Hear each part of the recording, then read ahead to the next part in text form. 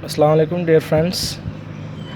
इस लेक्चर में हम नंबर थ्योरी का एक अहम टॉपिक प्राइम नंबर्स को डिस्कस करेंगे। हम देखेंगे कि प्राइम नंबर्स क्या होते हैं और इस लेक्चर में एज एन इंट्रोडक्टरी लेक्चर मैं इसमें आपको जस्ट प्राइम नंबर्स बताऊंगा कि क्या होते हैं और कंपोजिट्स क्या होते हैं। इसके अलावा हम एक मेथड पढ़ेंगे जिससे हम ये पता चला सकेंगे कि भाई कौन सा नंबर प्राइम है और कौन सा नंबर कंपोजिट है। तो पहले चलिए स्टार्ट करते हैं। हम पहले प्राइम नंबर से, प्राइम नंबर की डेफिनेशन से स्टार्ट करते हैं। प्राइम नंबर्स को कुछ यूँ डिफ़ाइन किया जाता है कि every integer greater than 1 having exactly 2 factors is called a prime number. आपने कुछ चीज़ों पे ध्यान देना है। एक तो इस चीज़ पे कि वो नंबर क्या होगा, आपका इंटीजर होगा लेकिन 1 से बड़ा होगा। जिसको आप प्राइम कहना चाह रहे हैं उसका 1 से बड़ा होना ज़रूरी है। यानी हम नेगेटिव नंबर्स को प्राइम नहीं कह सकते, 0 को प्राइम नहीं कह सकते, 1 को भी प्राइम नहीं कह सकते। इससे बड़े जो इंटीजर्स हैं 1 से बड़े, उनको हम प्राइम कह सकते हैं, लेकिन उनमें से सिर्फ उनको कहेंगे जिनके पास एग्जैक्टली 2 फैक्टर्स होंगे। 2 फैक्टर्स का मतलब उनके पास 2 डिवाइजर्स होंगे, यानी सिर्फ 2 इंटीजर्स ही उनको कम्प्लीटली डिवाइड करते होंगे और एग्जैक्टली 2 फैक्टर्स होंगे। यानी उनके पास 2 फैक्टर होने चाहिए, 2 से कम भी ना हो और 2 से ज़्यादा भी ना हो। अगर वैसे जब आप ये कंडीशन लगा देंगे ग्रेटर देन 1 तो एग्जैक्टली लिखने की ज़रूरत नहीं है। आप इतना भी लिख सकते हैं every integer greater than 1 having 2 आप ऐसे लिख सकते हैं every integer greater than 1 having 2 factors is called a prime number. और ये इधर मैंने एग्जैक्टली भी लिख दिया और ग्रेटर देन 1 भी लिख दिया है। तो अगर आप ऐसे लिख रहे हैं every integer greater than 1 having 2 factors, तब डेफिनेशन ठीक है। अगर आप एग्जैक्टली लिखना चाहते हैं तो आप ऐसे लिख सकते हैं एवरी इंटीजर, आप लिख सकते हैं कि greater than every positive integer having exactly 2 factors. तो आप इस तरह से भी इसको डिफ़ाइन कर सकते हैं प्राइम नंबर्स को। Is called a prime number, यानी every integer greater than 1 having 2 factors is called a prime number. या फिर आप इस तरह कर सकते हैं कि every positive integer having exactly 2 factors is called a prime number. आप दोनों डेफिनेशंस पिक कर सकते हैं। तो हमने ये कह दिया कि 1 से बड़े ऐसे इंटीजर जिनके 2 डिवाइजर्स हों या 2 फैक्टर हों, उन्हें हम कहते हैं, यानी सिर्फ 2 ही हों, इससे ज़्यादा ना हों फैक्टर्स। जब 2 फैक्टर होंगे तो हम उन्हें कहेंगे प्राइम। जिस तरह से मैं 1 से अगर बड़ा 2 ले लेता हूँ, 2 मेरे पास एक नंबर है, तो 2 जो है इसके सिर्फ 2 ही फैक्टर हैं। एक तो ये खुद है इटसेल्फ और एक 1 है इसका फैक्टर जो इसको डिवाइड करता है। यानी इसके डिवाइजर या फैक्टर कितने हैं? सिर्फ 2 ही हैं। अगर मैं 3 को ले लेता हूँ तो उसके भी सिर्फ 2 ही फैक्टर हैं, एक 3 इटसेल्फ है और एक 1 है। अगर मैं 4 लेता हूँ बिलफर्स, तो इसके फैक्टर कौन कौन से होंगे? 4 खुद भी 4 को डिवाइड करता है, 3 डिवाइड नहीं करता, 2 डिवाइड करता है 4 को और 1 भी डिवाइड करता है 4 को। तो इसके डिवाइसेस कितने हो गए? 3 हो गए। तो ये इसका मतलब 4 जो है हमारे पास प्राइम नंबर नहीं है। प्राइम नंबर्स को हम P से डिनोट करते हैं और इनका जो सेट है वो उनमें ये एलिमेंट्स होते हैं 2 3 5 7 11 13 एंड सो ऑन। यानी आगे नॉन टर्मिनेटिंग नंबर्स होंगे, इसमें ना ख़त्म होने वाले।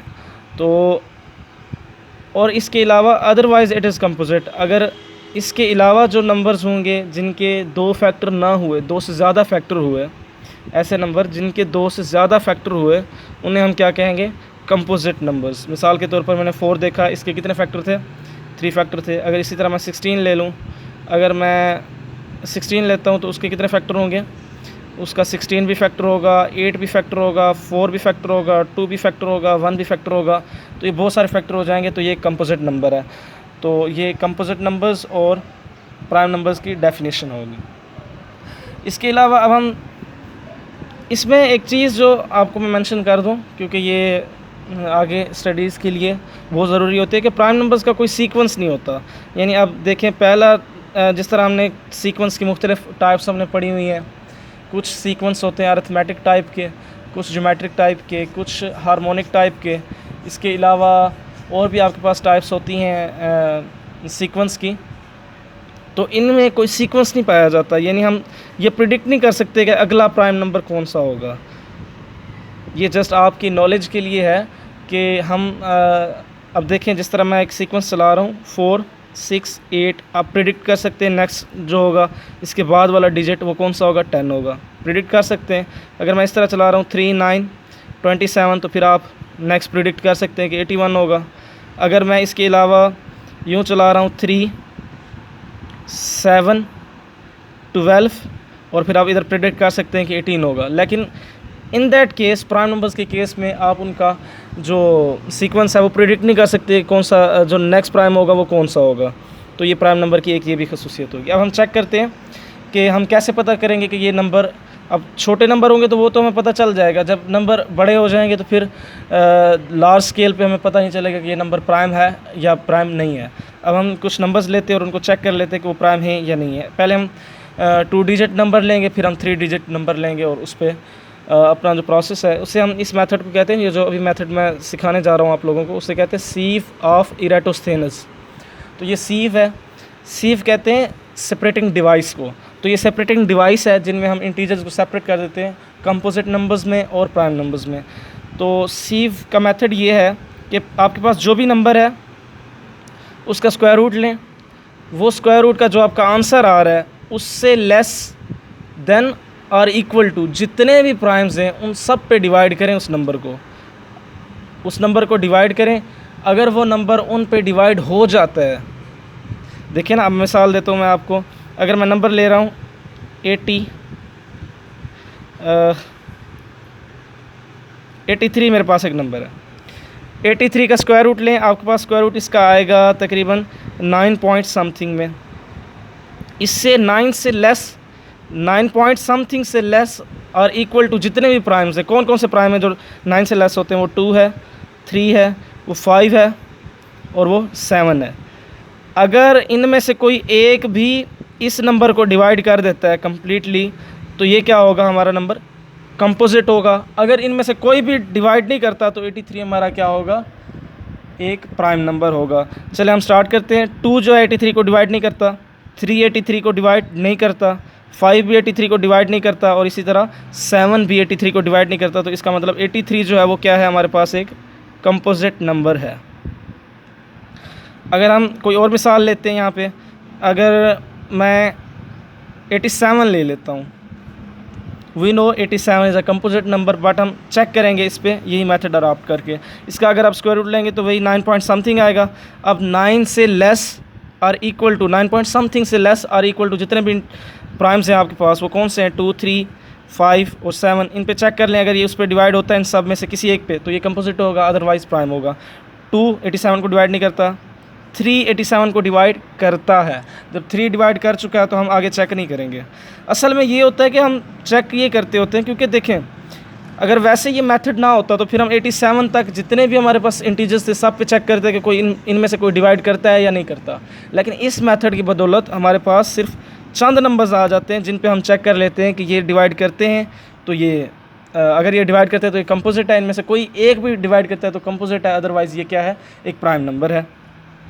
इसी तरह मैं अगर कोई बड़ा डिजिट ले रहा हूँ, अब मैं बड़ा डिजिट लेता हूँ 151। अब हम 151 को चेक करते हैं कि ये प्राइम है या कंपोजिट नंबर है। तो 151 का अगर आप स्क्वायर रूट लेंगे तो वो 12 पॉइंट समथिंग आएगा। 12 पॉइंट समथिंग से लेस जितने भी प्राइम्स हैं वो आप इकट्ठे करें। प्राइम्स कौन कौन से हैं, 12 से लेस 2 हो गया, 3 हो गया, 5 हो गया, 7 हो गया और 11 हो gया। इनमें से अगर कोई एक भी इसको डिवाइड कर देगा कम्प्लीटली तो ये नंबर हमारा कंपोजिट होगा, अदरवाइज़ ये नंबर क्या होगा, प्राइम नंबर होगा। 2 ऑब्वियसली डिवाइड नहीं करता, 3 इसको डिवाइड नहीं करता, 5 इसको डिवाइड नहीं करता, 7 भी इसको डिवाइड नहीं करता, 11 भी डिवाइड नहीं करता। ये सारे नंबर डिवाइड नहीं करते, तो इसका मतलब ये क्या है, हमारे पास एक प्राइम नंबर है। अब आपने बताना है कि 793, कमेंट सेक्शन में बताना है कि 793, बल्कि ये थोड़ी लेंथी एग्जांपल हो जाएगी, आपके पास बहुत सारे डिजिट आ जाएंगे। आपने बताना है कि 171 प्राइम नंबर है या नहीं है। इसी मेथड को यूज़ करते हुए आपने बताना है कि 171 प्राइम है या कंपोजिट है।